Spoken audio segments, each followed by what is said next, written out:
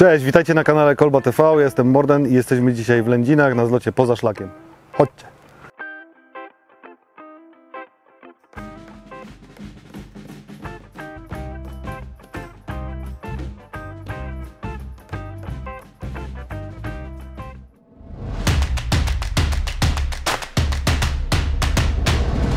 Cześć, z tej strony Bartek. Morden.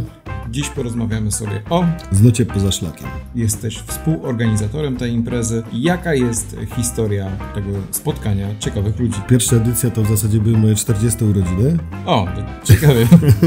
Postanowiłem sobie, żeby ludzie, którzy mnie znają z internetu, czy po prostu znajomi z całej Polski mogli się zjechać. A że mieli różne pasje, to też nasza impreza na tym się skupia. Zarejestrowanych ponad 300 uczestników, więc frekwencja spoko. Czyli można powiedzieć, że pół Polski obchodzi twoje urodziny. Nie, pierwsza edycja była tylko urodzinami, teraz może 50 będzie też. Co w tym roku przygotowaliście właśnie dla uczestników? Wiesz co, no, my przygotowaliśmy jako Kolba też parę fajnych rzeczy. Udało się zorganizować konkurs strzelecki, gdzie uczestnicy strzelali sobie z wiatrówki i wiatrówka Hammerlich taka fajna była do wygrania.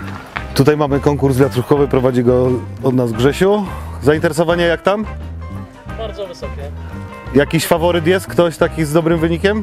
Przed chwilą był u nas. Grzesiu trafił 37 punktów. 37 na 50? Tak. Na razie. To jest jeszcze pole do manewru. Jeszcze można polepszać.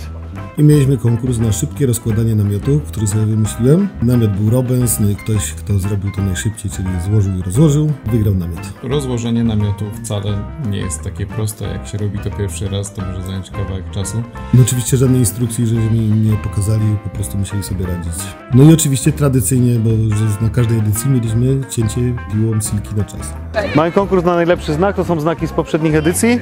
Tutaj mamy znaki wykonane na zlocie już samym, a tu mamy znaki wykonane w domu i przywiezione na zlot. Była cała masa naszego asortymentu, który przekazaliśmy na licytację na rzecz Misi Królika, czyli jest to takie pogotowie dla dzikich zwierząt z Bielska-Białej. Oni ratują wszystkie zwierzęta, które wpadły we wnyki, są potrącone przez samochody i tak dalej, i tak dalej.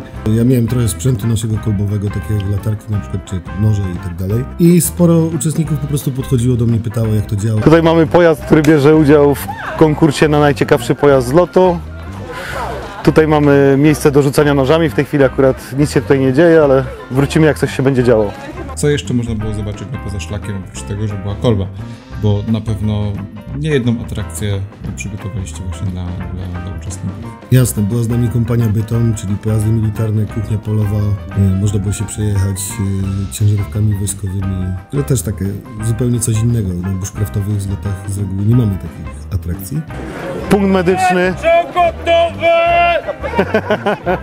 Mieliśmy Salusa, czyli medyków z Bielska, którzy nam zapewnili bezpieczeństwo, gdyby tam jeżeli ktoś się zranił, zawsze mógł liczyć na pomoc medyczną. Zwłaszcza, że mieliśmy konkurs na najlepszy nóż. Wygrał gość, który przeciął oponę swoim folderem ręcznym i przeciął stalowy drut.